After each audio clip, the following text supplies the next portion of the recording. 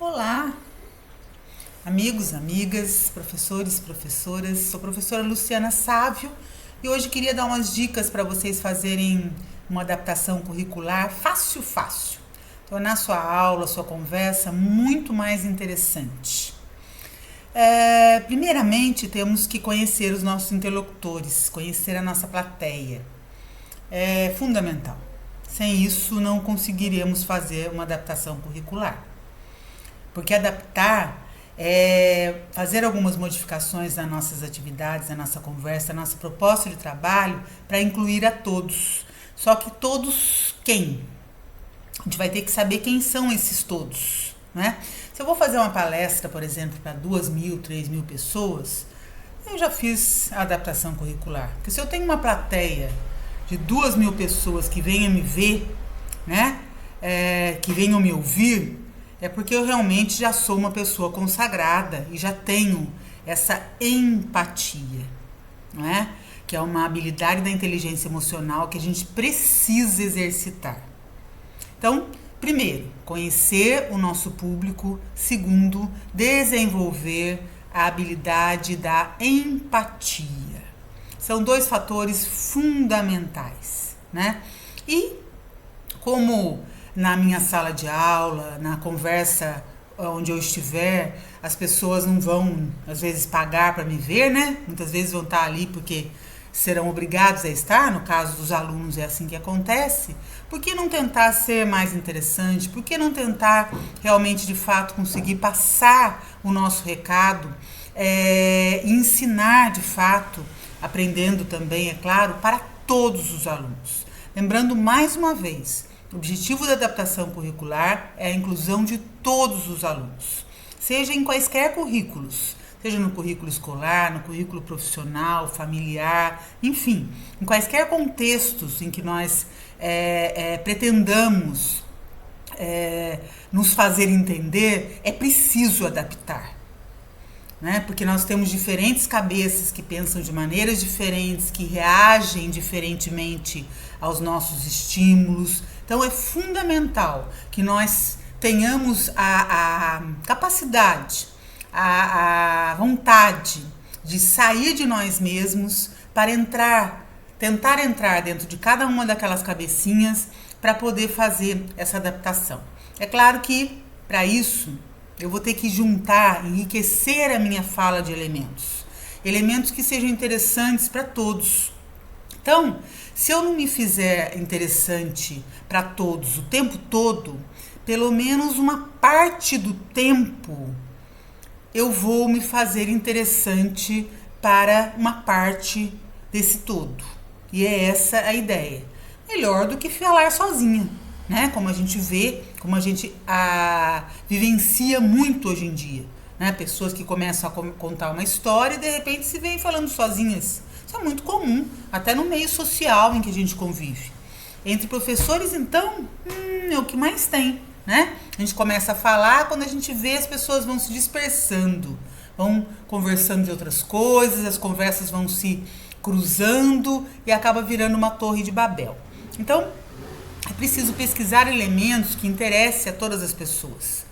Então, se eu tenho, por exemplo, no meu grupo de amigos, alguém que se interesse por barcos, alguém que se interesse por futebol, um outro que se interesse por culinária, eu vou tentar juntar esses elementos na minha fala, mesmo que a minha história não tenha nada a ver com isso. Para isso, eu preciso pensar, né? Eu preciso pensar antes de falar. Às vezes é uma situação que se dá em segundos, mas eu preciso pensar antes de falar. Professora, mas você está falando uma coisa óbvia, todo mundo pensa antes de falar. Entanto, às vezes as pessoas vão já com uma fala pronta, né? Com algo que, de repente, não vai conter os elementos que vão ser interessantes, se não para todos, pelo menos para a maioria da plateia para a qual a gente está se dirigindo, né? E na sala de aula isso é muito importante, porque a gente tem realmente uma diversidade muito grande. Como enfrentar isso?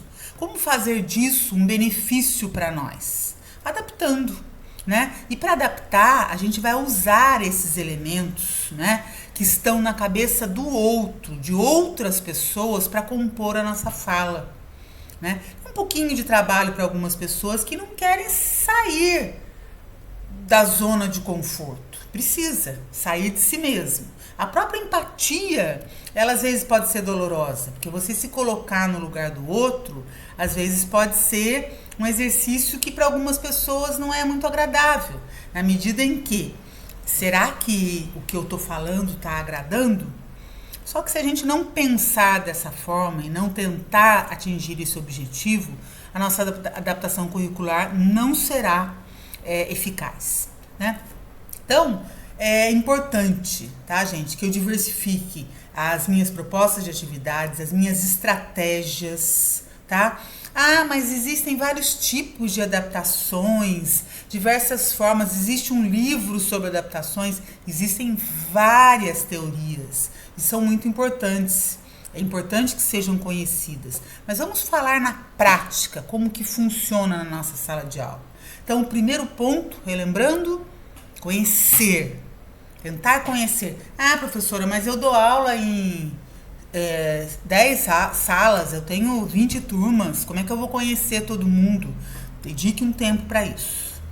Dedique um tempo para isso, porque nenhuma sala, mesmo sendo do mesmo ano, da mesma série, é igual a outra. E a gente não pode generalizar, chamando pessoa de aluno e nós de professores. Cada aluno tem um nome, tem uma vontade própria, tem um objetivo na sua vida, né?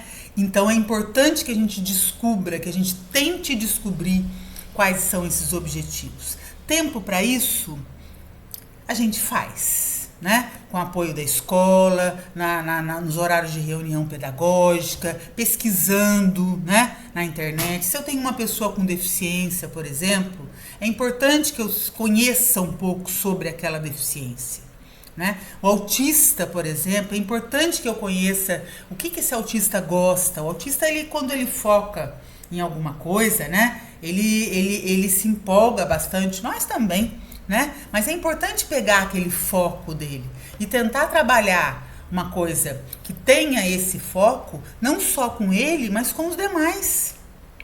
E quanto às estratégias?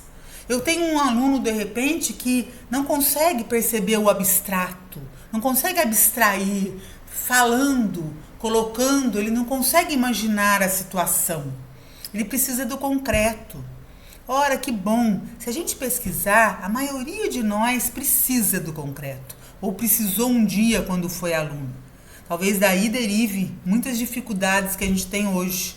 Então vamos utilizar esse concreto, esse material dourado, jogos, né, que sirva para esse aluno, né, que tem essa dificuldade, mas para muitos outros que às vezes não tem, mas que vai se interessar por isso também.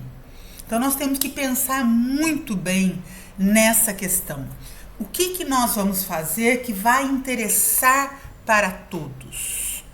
O livro está ali, o conteúdo está ali, né? Existem inúmeras sugestões de atividades, né? E o próprio livro didático hoje, ele já traz algumas atividades que já tem esse objetivo, né? De atingir a todos. Melhor do que antigamente, né? Que você tinha uma atividade que era somente aquela que deveria ser aprendida. E nem sempre o que a gente acha que deve ser aprendido é aquilo que o aluno realmente consegue aprender, né? Então, vamos pensar nisso. Adaptação curricular, fácil. Comece a pensar antes de falar, conheça a sua plateia e saia um pouquinho de si, né? Exercite a empatia e se veja no lugar do outro, ok? Vai ficar muito mais fácil. Atividades? Tem muitas, é só pesquisar. Mas essa sensibilidade de se colocar no lugar do outro e de querer se fazer interessante, de querer de fato passar uma mensagem, já é suficiente para ser um estímulo para você pesquisar, para você correr atrás literalmente, ok? Muito obrigada a todos.